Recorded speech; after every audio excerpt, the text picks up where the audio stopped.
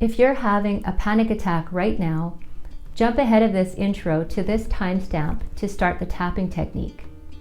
Otherwise, I want to start with a little story from about a year ago. I came across a woman who was down on the floor.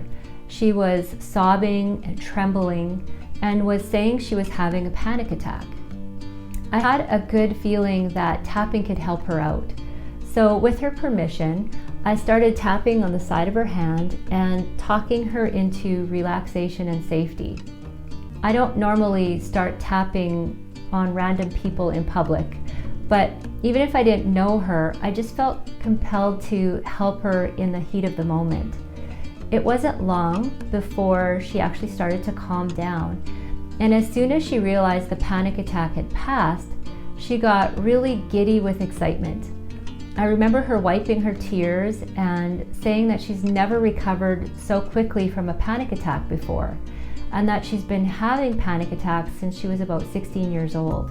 She kept asking me what happened to make it stop so fast.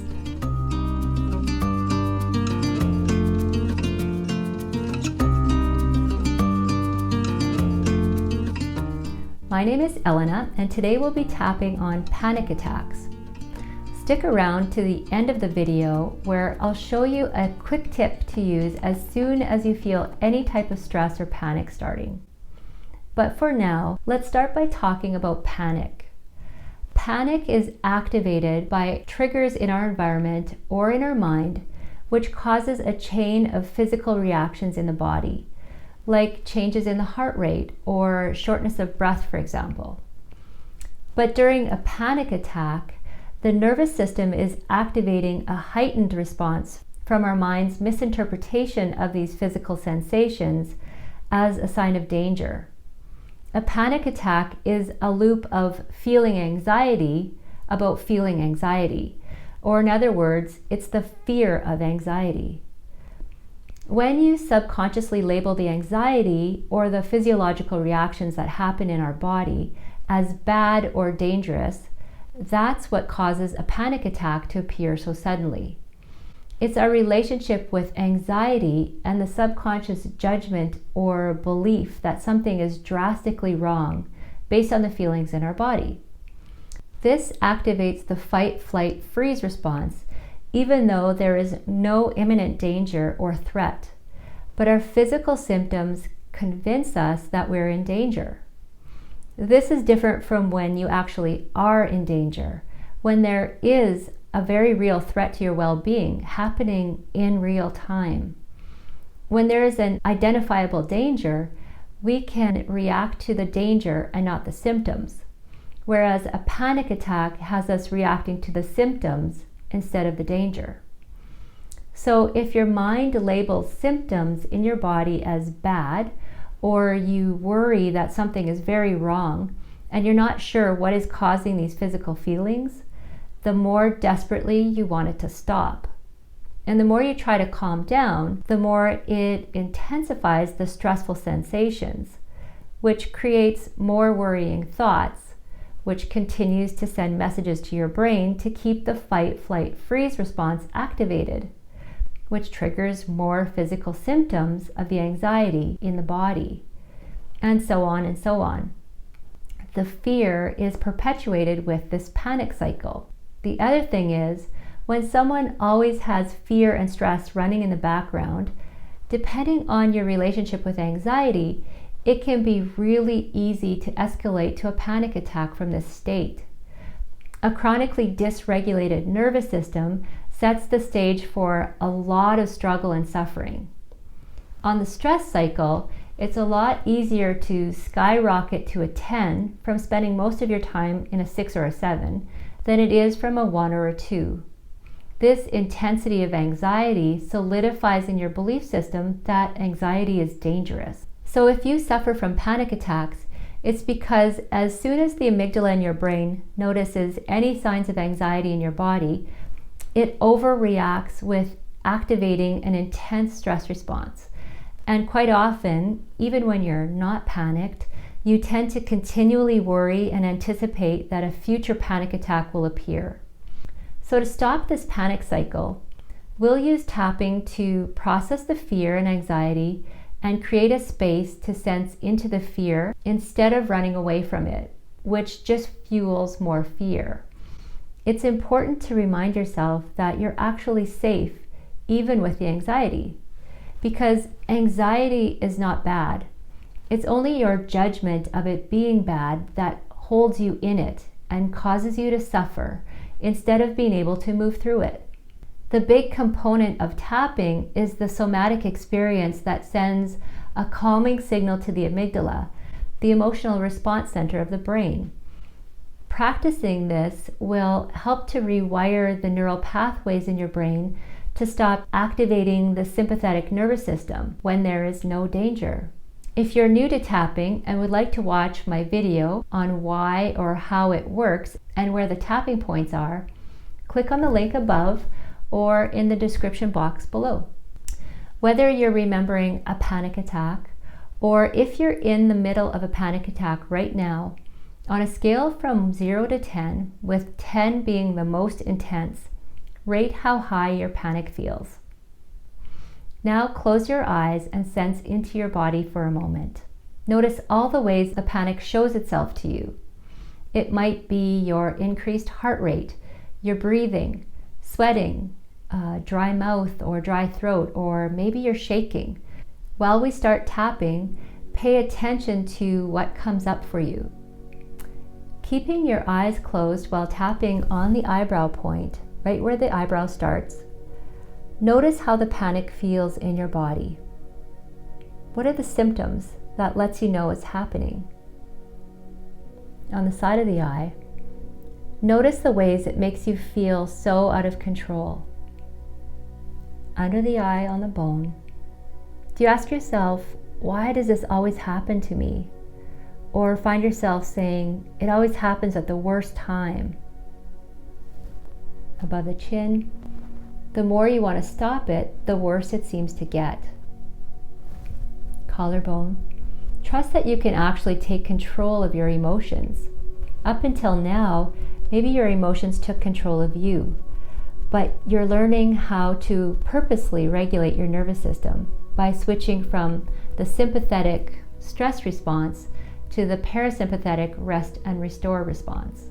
Now, opening your eyes and tapping on the wrist point, inhale through your nose, lots of love in, and an even longer exhale. Repeat after me, either out loud or in your head, although out loud is better, while tapping gently on the points. On the eyebrow point, maybe it's possible for me to process my way through this fear. Side of the eye, what if panic attacks are not actually dangerous? Under the eye, I'm learning to calm my body down. Above the chin, I accept that panic attacks are uncomfortable and scary, and they're inconvenient and maybe even embarrassing. But panic attacks are not dangerous. I am still safe. On the collarbone, I can observe how my body is just turning on my fight or flight response. I remind myself that I am still safe in my body,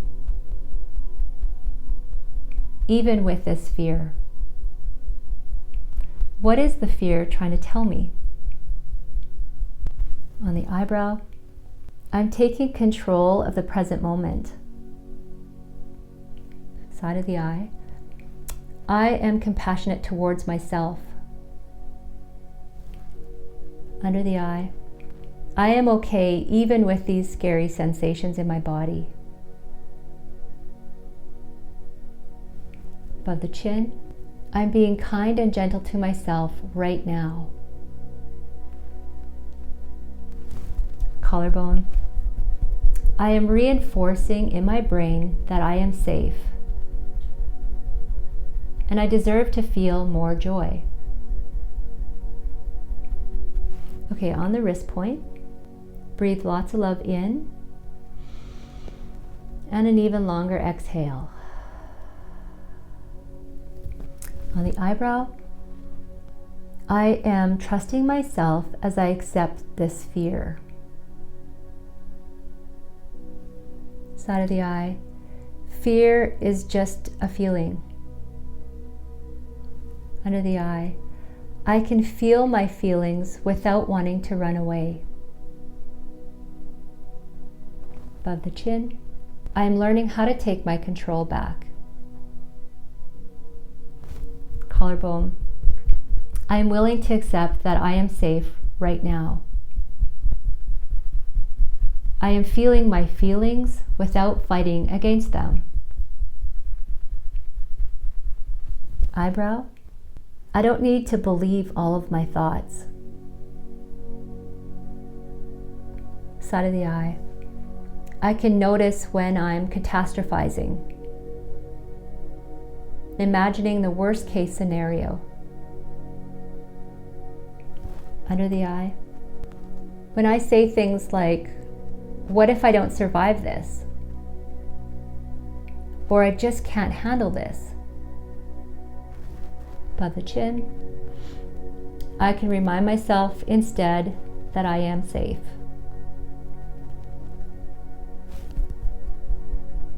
Collarbone, I am much bigger than these little panic thoughts. My feelings are just feelings. They can't hurt me. On the wrist point, breathe lots of love in and an even longer exhale. On the eyebrow, I can use my new skills to really feel my feelings. Side of the eye, just noticing the sensations in my body. Under the eye, I remind myself that I am okay while I feel them. Above the chin, I am changing my relationship with anxiety. Collarbone, I accept anxiety because it's normal, safe, and natural.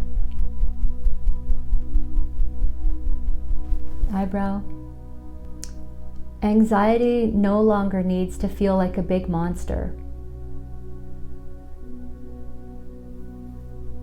Side of the eye, I am letting go of believing my anxious thoughts. Under the eye, I'm putting my emotions in order. Above the chin, regaining balance as I feel really good more often. Collarbone, I'm anchoring in this new sense of feeling calm because I deserve to feel my best. And on the wrist, breathe lots of love in and an even longer exhale. Okay, so now re-rate the intensity of your panic from 0 to 10. Hopefully it's come down. You can repeat this tapping to continue to restore your well-being until you bring it down to 0. Remember that feelings just want to be felt. So often we avoid feeling the uncomfortable feelings and keep them hidden away in our emotional backpack that we lug around, which just keeps getting heavier and heavier. When you simply sit quietly as the observer, sensing into the uncomfortable feelings, watching how it shows up in your body without running away from it, is how to fully process it. We are all meant to feel the full gamut of emotions. There are no bad emotions. As you take control of how you feel, you get to decide which emotions you spend the most time with. When you make it a priority to raise your vibration on the emotional scale so that you're spending more of your time in the better feelings, your life feels easier and more enjoyable. Life is more difficult, of course, when we dip into the lower vibrations and we stay there. We're not meant to get stuck in the discomforts like fear and anger or sadness. Our emotions are the guidance system that lets us know if we are aligned with our true self or not. Good feelings confirm that we are connected to our higher self, and uncomfortable feelings are the indicator that we have disconnected from our higher self in that moment. Tapping on these points does the background work to interrupt the fight, flight, freeze response by sending a calming signal to the brain. It intercepts the body's response to stressful thoughts. So as your body calms down, your mind will too, and the stress will dissipate. And as promised in the beginning of this video, here's a quick tip to regulate your nervous system as soon as you feel any stress or panic arising, as part of your toolkit to improve your mental health. This will help you to switch your nervous system from the stress response to rest and restore. Simply tap on the karate chop point and repeat, "I am safe." Then take a deep breath in and out. And repeat again, "I am safe." And take another deep breath.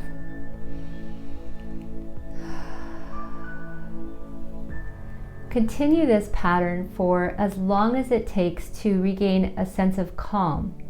If you don't want others to see you doing this, you can casually just keep your hands on your lap while tapping subtly on the karate chop point. Or find a bathroom stall or someplace private if you'd prefer. But it's so subtle that you can do it without anyone really noticing. It's worth giving it a try. You got this. So thank you for watching, and continue to stay true to yourself.